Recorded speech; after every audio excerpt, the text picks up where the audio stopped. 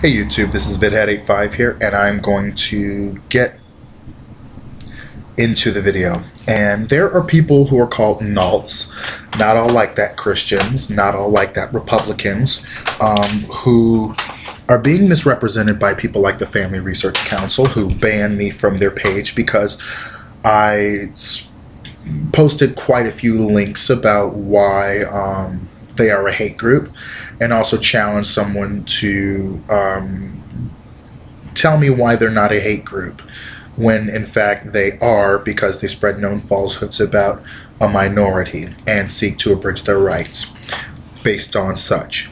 So, you know, not all Christians are like that, not all Republicans are the extremists, but don't tell me.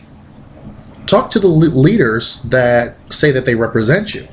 Now, what happened was I was on a video that called out Dan Savage for so-called bullying of the Christian students who voluntarily showed up to a lecture where they knew the possibility of being offended was great, and they decided to make a point still by walking out of that and assuming that people would notice. And people did, because that was being videotaped. But when Dan called that pansy ass, I agreed, because, well, think about it. Legislators get to call for our deaths, call us pedophiles, say that we, quote, a New Hampshire legislator says that gay men roll their penises in fecal matter and call it love. So, you know, yeah, and they can't take criticism when we throw it back at them. So why?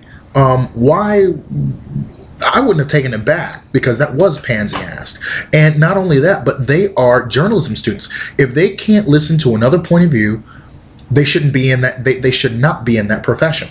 So when we call that pansy-assed, we're being intolerant. But when they call it pansy-assed, it's a joke, and everyone should laugh it up. Not impressed.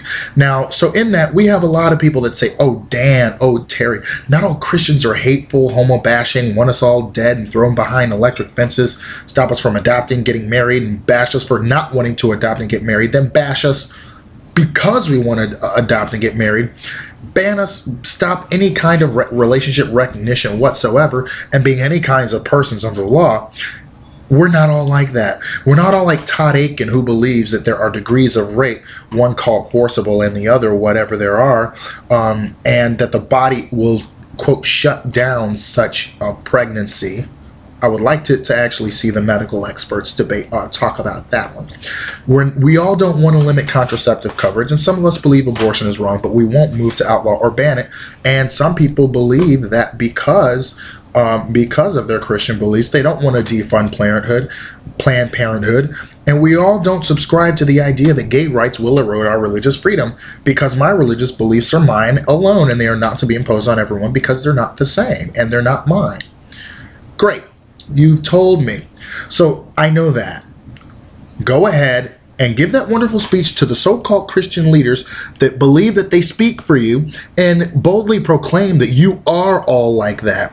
You are all people who deny a man his HIV meds because he's gay, or a woman who her contraception because you believe it's wrong. You're being falsely represented here, and now I challenge you to do something about it. First, vote against these people, these extremists. Second, run against them. Don't tell me you're not all like that. Prove it by confronting these so-called people that speak for you, because they're the ones that need to be convinced that you're not all like that.